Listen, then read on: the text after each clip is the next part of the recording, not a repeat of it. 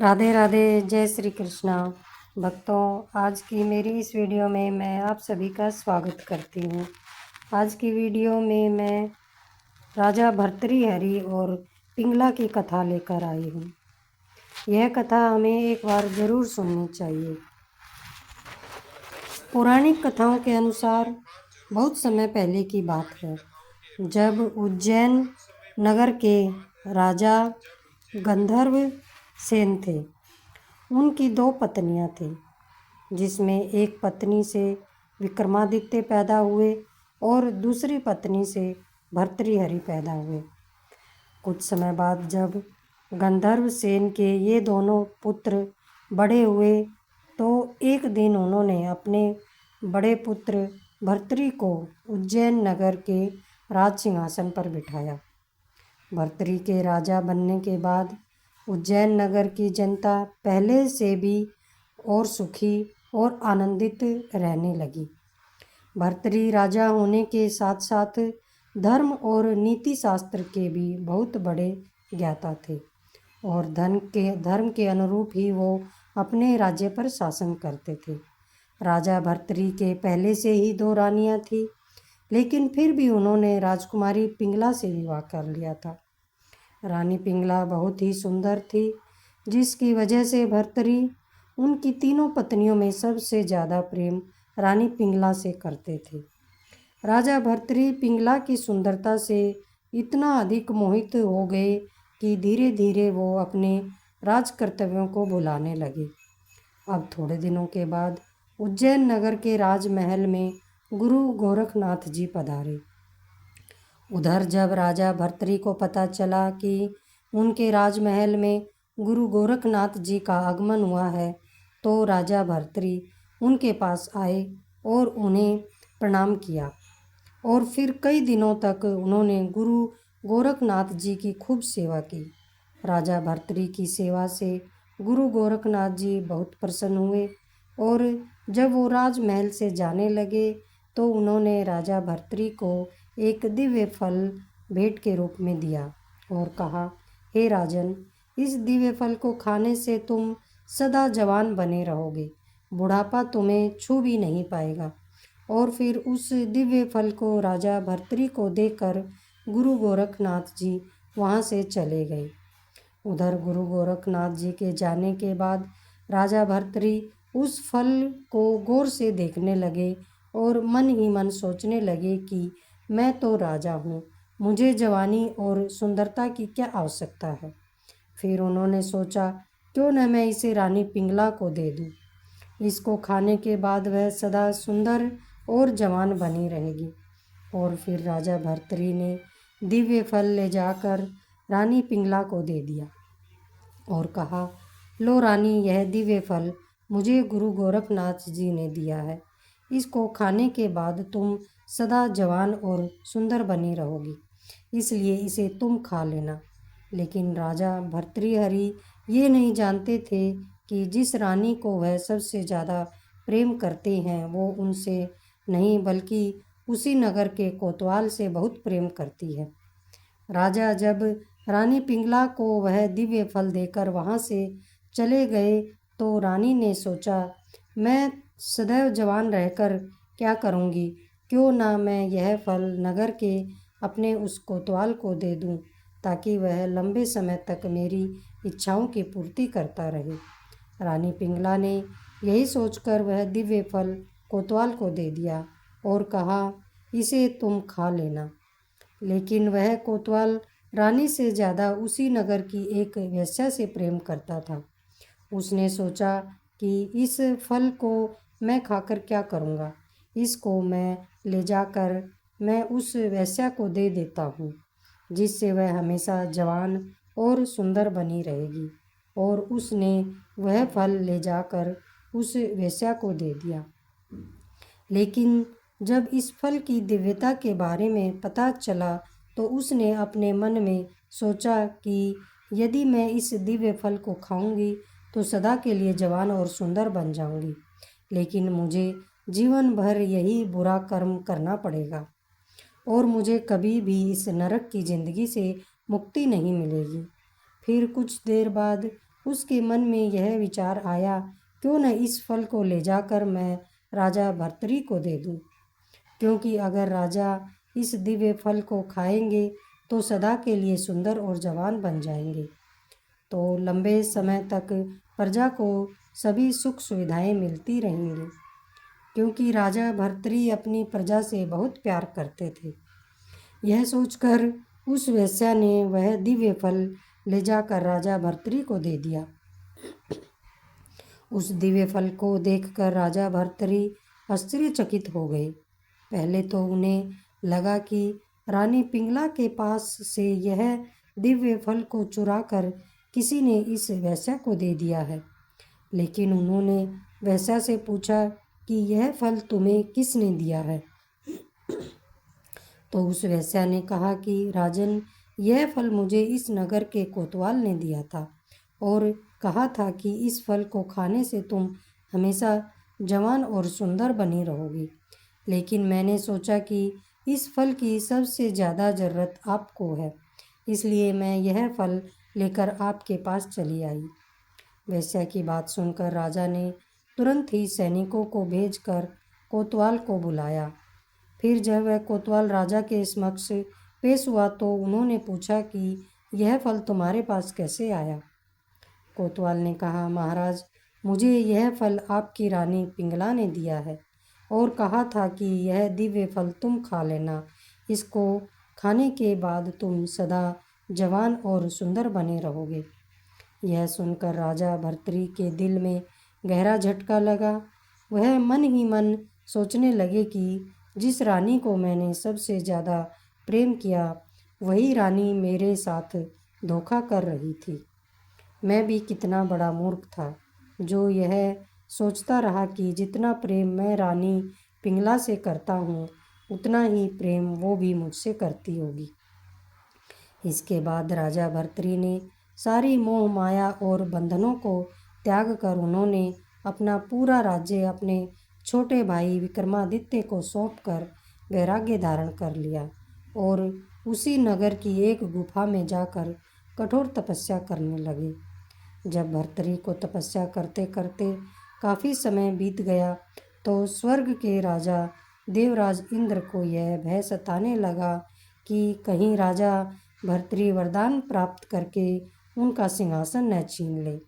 इसलिए उन्होंने तपस्या कर रहे भर्तरी पर एक बड़ा सा पत्थर गिराया, लेकिन तपस्या में बैठे राजा भर्तरी ने उस पत्थर को अपने एक हाथ से रोक लिया और तपस्या में लीन रहे और उस पत्थर को अपने एक हाथ से लेकर कई वर्षों तक तपस्या करने से उस पत्थर पर भर्तरी के पंजे का निशान छप गया और यह निशान आज भी भर्तरी की गुफा में भर्तरी की प्रतिमा के ऊपर वाले पत्थर पर देखा जा सकता है। कई वर्षों तक तपस्या करने के बाद जब भर्तरी को ज्ञान की प्राप्ति हो गई, तब वे गुरु गोरखनाथ जी के पास गए और उनका शिष्य बनने की विनती करने लगे। राजा भर्तरी के बारंबार विनती करने से गुरु गोरखनाथ जी ने उन्हें अपना शिष्य बना लिया, परंतु गुरु गोरखनाथ जी के कुछ शिष्यों के मन में यह शंका होने लगी कि भला राजमहल में जीवन व्यतीत करने वाला आदमी वैराग्य का जीवन कैसे जी सकता है। और यह बात उन्होंने अपने गुरु गोरखनाथ जी को बताई। तब गोरखनाथ जी बोले, शिष्यों, चिंता मत करो, यह तुम लोगों से भी अच्छा शिष्य बनेगा।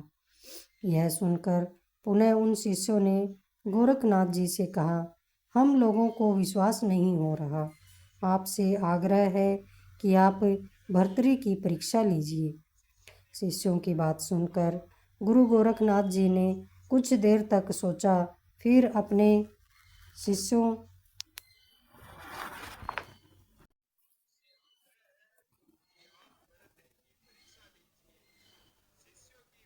शिष्यों की बात सुनकर गुरु गोरखनाथ जी ने कुछ देर तक सोचा, फिर अपने शिष्यों से बोले, ठीक है, मैं तुम सभी की शंका अवश्य दूर करूँगा। उसके बाद राजा भर्तरी उन शिष्यों के साथ गुरु गोरखनाथ जी के आश्रम में रहने लगे। गोरखनाथ जी ने अपने शिष्यों से कहा, देखो, राजा होते हुए भी भर्तृ ने काम, क्रोध, लोभ और अहंकार पर विजय प्राप्त कर लिया है। यह सुनकर शिष्यों ने कहा, गुरुदेव, यह कैसे संभव है? यह तो जन्म से ही राजमहल में पला और बड़ा है। शिष्यों की बात सुनकर गोरखनाथ जी बोले, रुको, अभी मैं तुमको इन सब का प्रमाण देता हूँ। फिर उन्होंने भर्तृ को अपने पास बुलाया और कहा, भर्तृ, तुम जाओ और जंगल से खाना बनाने के लिए लकड़ियाँ लेकर आओ। गुरु का आदेश पाकर भर्तृ नंगे पैर ही लकड़ियाँ लेने के लिए जंगल की ओर चल दिए।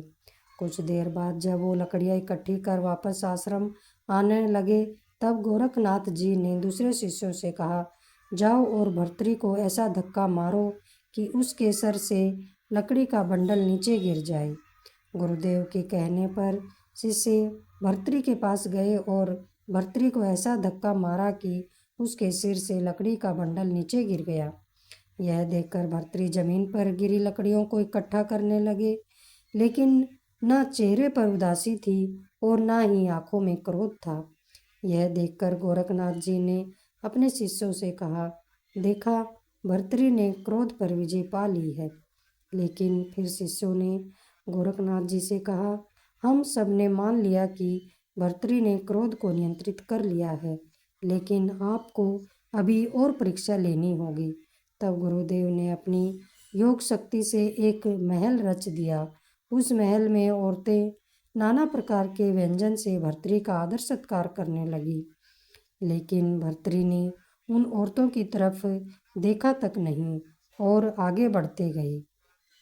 यह देखकर गोरखनाथ जी बोले, शिष्यों, अब तो तुम लोगों को विश्वास हो गया कि भर्तृ लोभ और काम दोनों को जीत गए हैं। फिर भी शिष्यों ने कहा, गुरुदेव, एक आखिरी परीक्षा और ले लीजिए। इतने में ही भर्तृ आश्रम में लकड़ी लेकर आ गया। तब गोरखनाथ जी ने भर्तृ से कहा, वत्स, वैराग्य को पूर्ण रूप से पाने के लिए तुमको 1 महीना मरुभूमि में नंगे पैर पैदल यात्रा करनी होगी। यह सुनकर भर्तृ बोले, गुरुदेव, अभी से मैं यह काम आरंभ करता हूँ।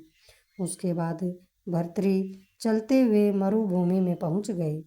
उस समय मरुभूमि का बालू इतना गर्म था कि पैर रखे तो जल जाए। धीरे धीरे समय बीतता गया। तब एक दिन गुरु गोरखनाथ जी अपने शिष्यों को साथ लेकर वहां पहुँचे और फिर उन्होंने अपने योग बल से उस मरुभूमि में एक पेड़ खड़ा कर दिया। चलते चलते अचानक भर्तृ का पैर उस पेड़ की छाया पर आया। तब वे ऐसे उछल पड़े मानो अंगारों पे पैर पड़ गया हो। वो मन ही मन सोचने लगे कि यह निर्जन मरुभूमि में यह पेड़ कैसे आ गया। वह तुरंत उस पेड़ की छाया से दूर हटकर चलने लगे। यह देख गोरखनाथ जी प्रसन्न हो गए और अपने शिष्यों से बोले, देखो, जिस भर्तृ के पैर राजमहल में गलीचे से कभी नीचे नहीं उतरे थे, आज यह नंगे पैर इस मरुभूमि में चल रहा है। उसके बाद गोरखनाथ जी रूप बदल कर भर्तृ के पास गए और बोले, वत्स, इस पेड़ के नीचे थोड़ा सा आराम कर लो। तब भर्तृ ने उनसे कहा, मैं अपने गुरुदेव की आज्ञा की अवहेलना नहीं कर सकता हूँ। मेरे गुरुदेव ने मुझे यह आदेश दिया कि इस मरुभूमि में नंगे पैर 1 महीने तक चलता रहूं। फिर भर्तृ कुछ दूर आगे गए।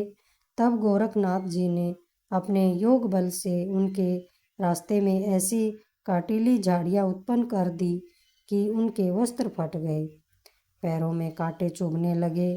फिर भी भर्तृ ने आह तक नहीं किया।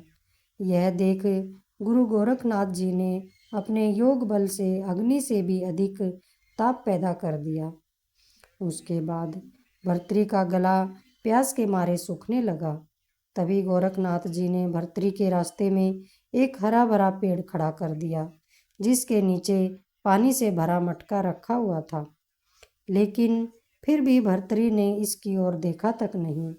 फिर कुछ देर बाद उन्होंने देखा कि सामने से गुरु गोरखनाथ जी आ रहे हैं और जब वे उनके नज़दीक आए तो उन्होंने अपने गुरु को प्रणाम किया। फिर गोरखनाथ जी ने भर्तृ को गले लगाते हुए कहा, वत्स, मैं तुमसे अति प्रसन्न हूँ और मैं तुम्हें वरदान देना चाहता हूँ। जो भी चाहो मांग लो। यह सुनकर भर्तृ बोले, गुरुदेव, आप मुझ पर प्रसन्न हैं तो मुझे और क्या चाहिए, क्योंकि एक शिष्य के लिए गुरु की प्रसन्नता ही सब कुछ है। आप मुझसे संतुष्ट हुए, मेरा जीवन सफल हो गया। आपके आशीर्वाद के सिवाय मुझे कुछ नहीं चाहिए। गुरु गोरखनाथ जी ने कहा, तुम धन्य हो भर्तृ। जब तक यह सृष्टि रहेगी तब तक धरती पर तुम्हारा नाम अमर रहेगा। आज की यह वीडियो आप सबको कैसी लगी? अगर अच्छी लगी हो तो लाइक करें और शेयर करें। चैनल को सब्सक्राइब ज़रूर कर दें। राधे राधे।